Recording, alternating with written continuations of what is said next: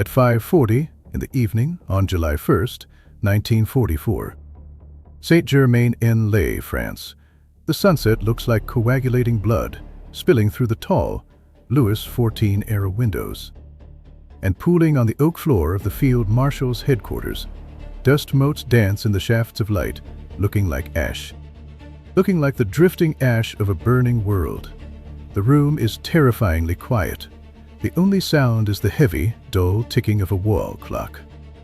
Marking the countdown of the Third Reich, Field Marshal Gerd von Rundstedt, a living fossil of the Prussian military tradition, stands before a massive operational map. His back is slightly hunched, and his immaculately tailored field gray uniform seems heavy. It seems to hang on him like a lead weight.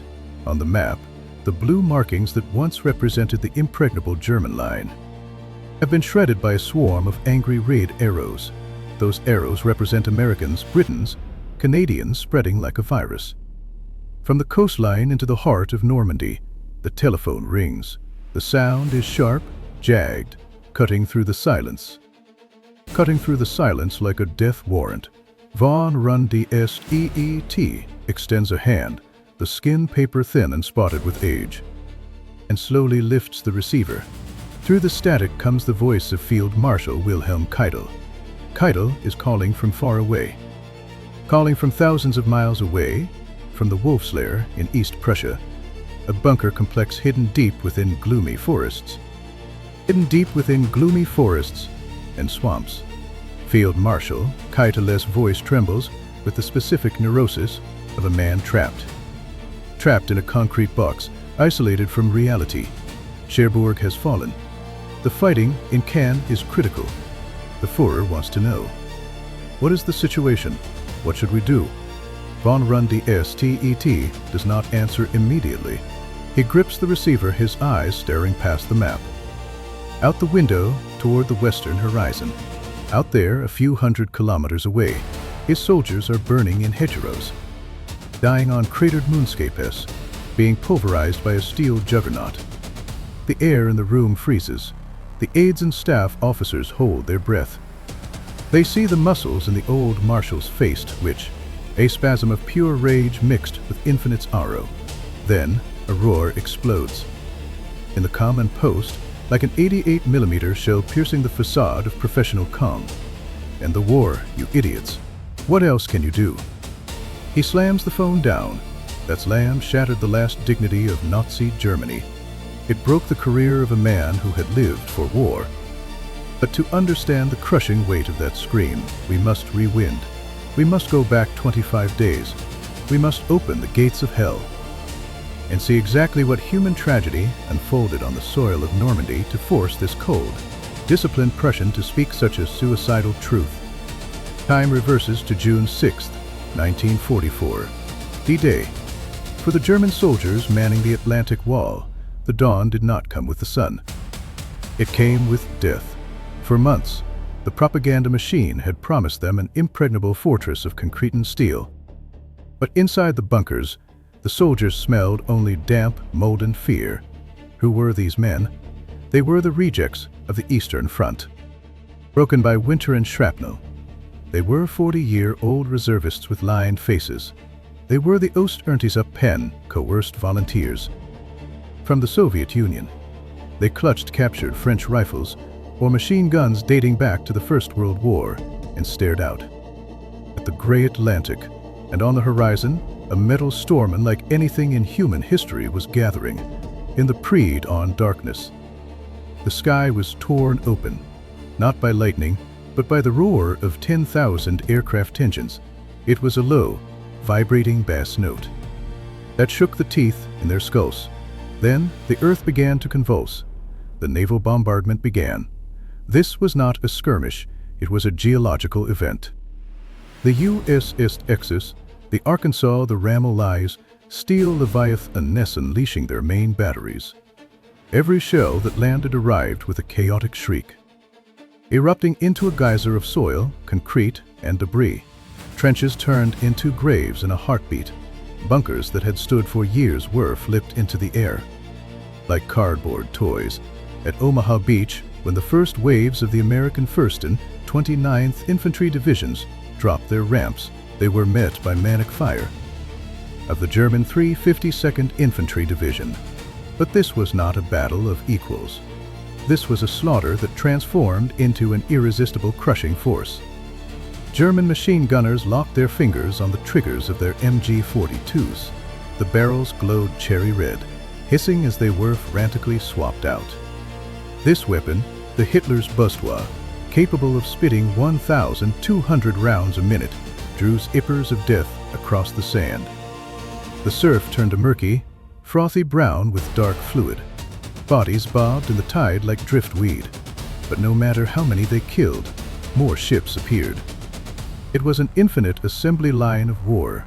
A German soldier would change his barrel, wipe the sweat from his eyes, look up, and see a city of steel materializing on the water. In Paris, at 6:30 in the morning, von Rundstedt realized the gravity of the moment. This was no diversion.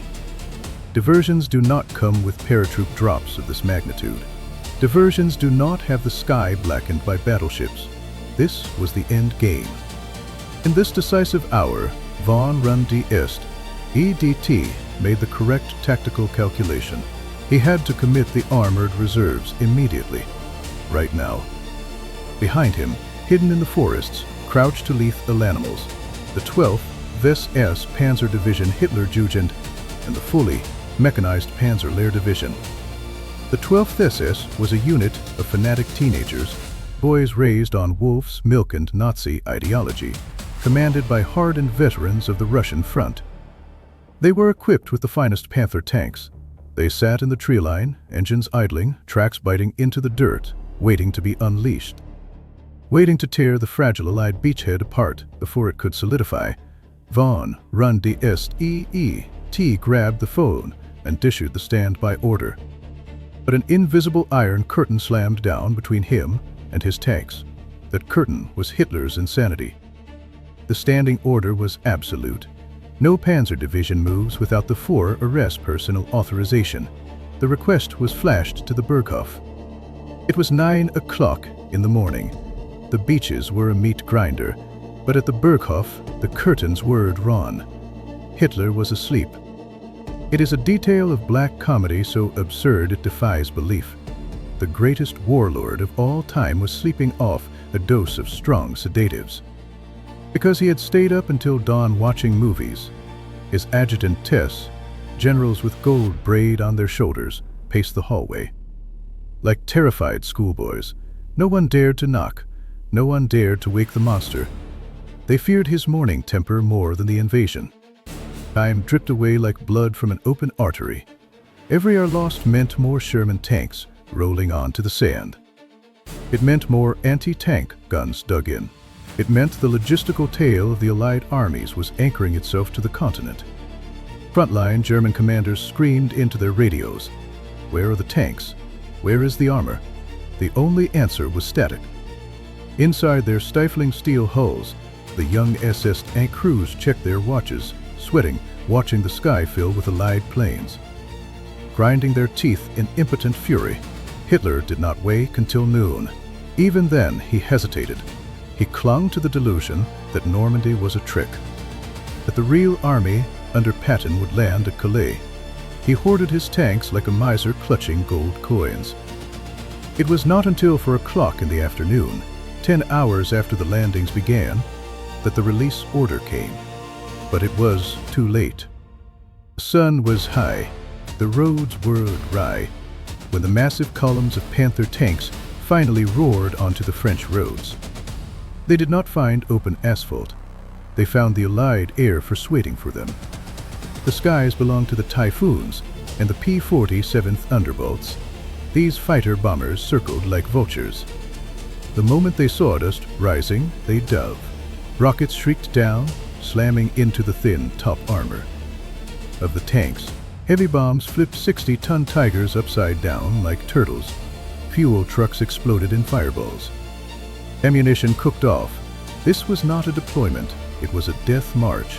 The Panzer Lehr Division.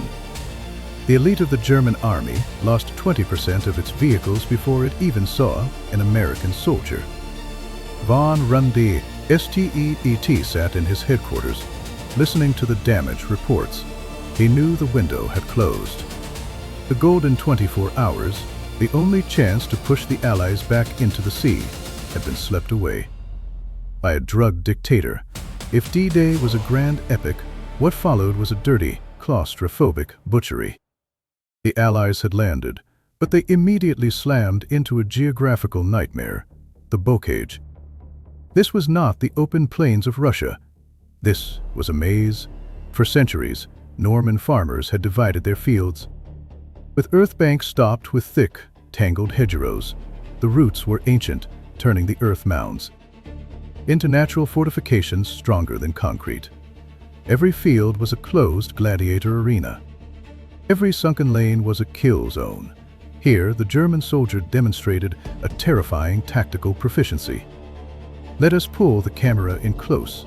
Zoom in on a single hedgerow near St. Lo. A young German paratrooper, face blackened with charcoal, clutches a Panzer anti-tank launcher. He is buried deep in the root system of a hawthorn hedge.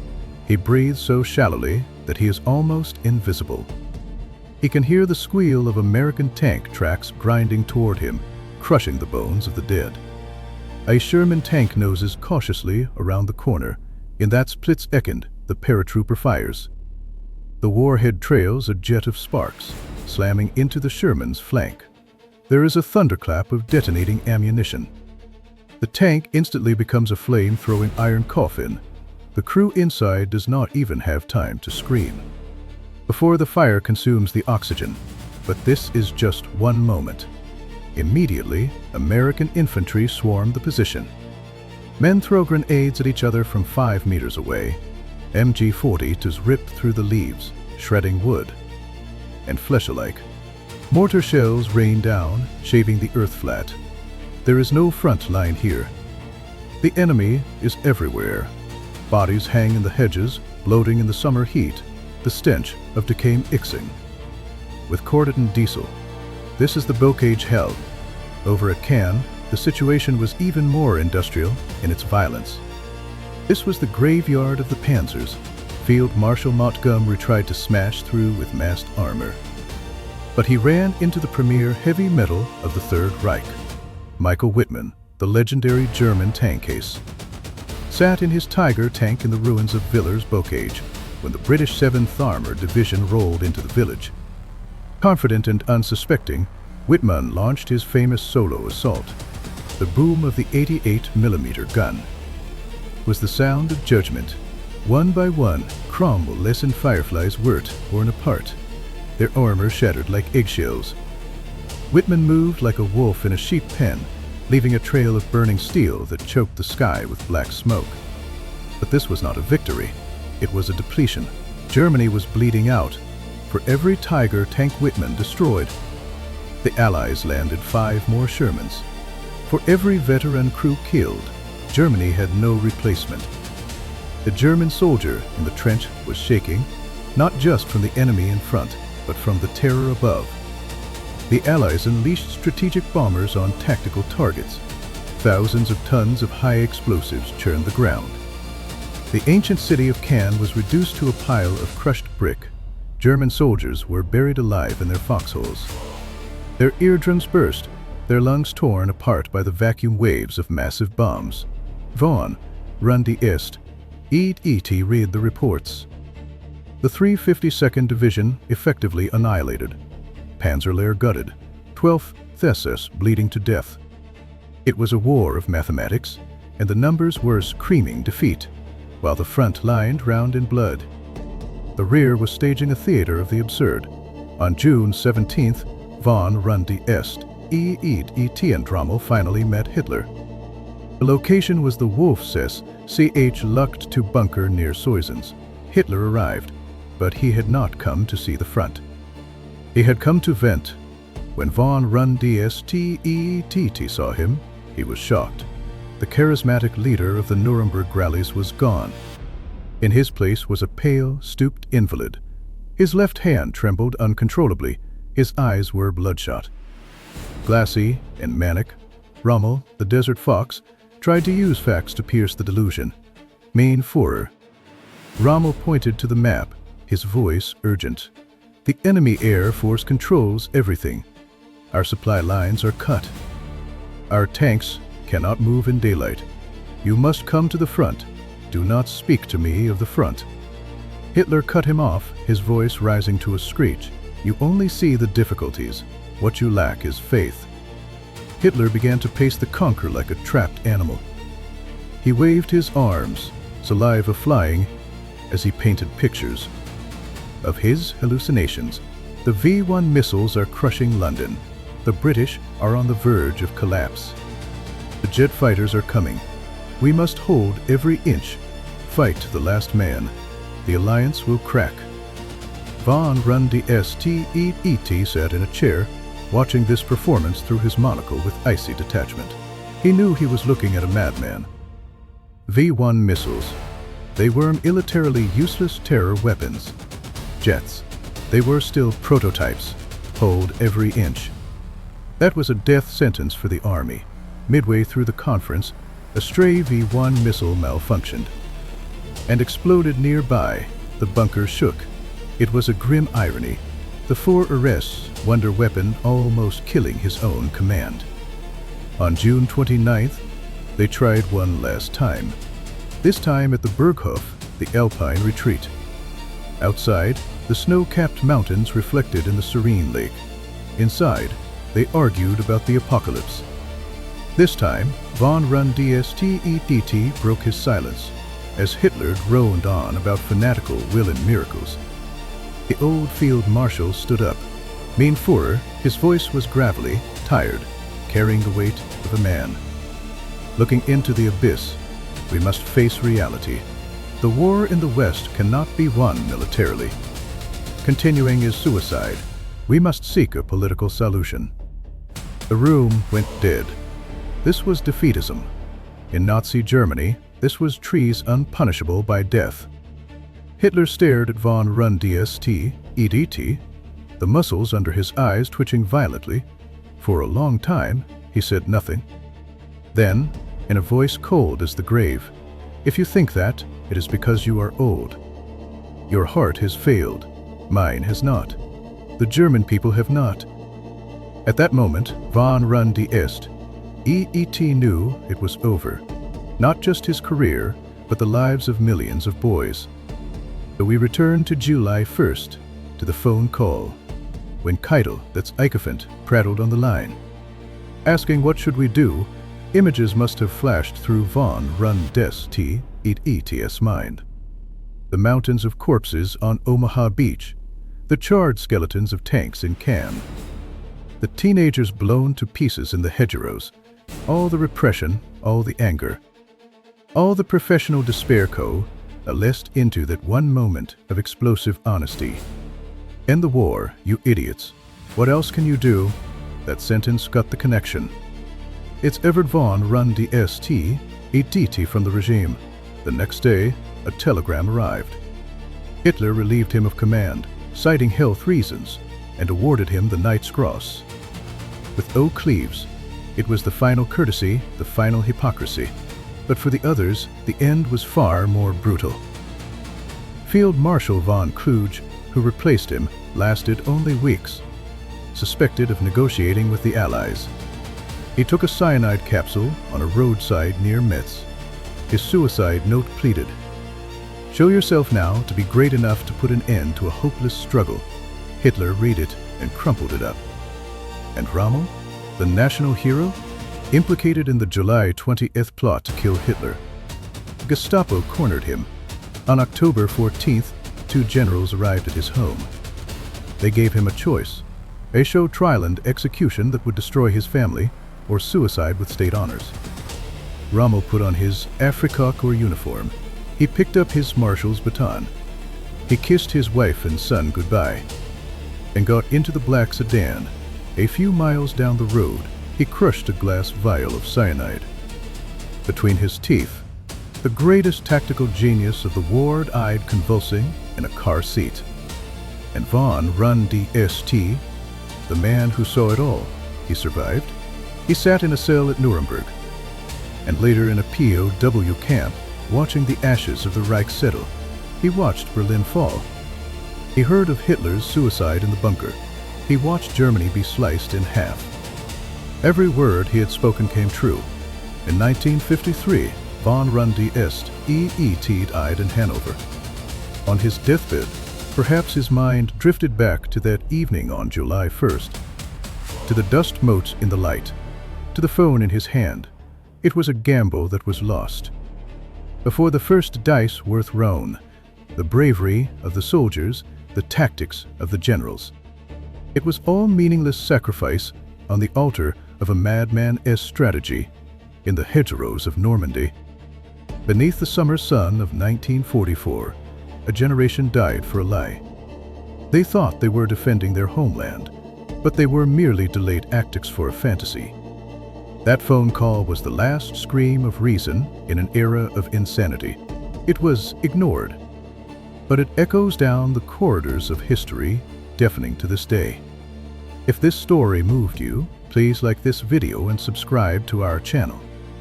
We are here not just to recount the battles, but to uncover the human tragedy behind the maps. Behind every red arrow, there are broken families and lost souls. Let us remember history not to glorify war, but to warn the future. Thank you for watching.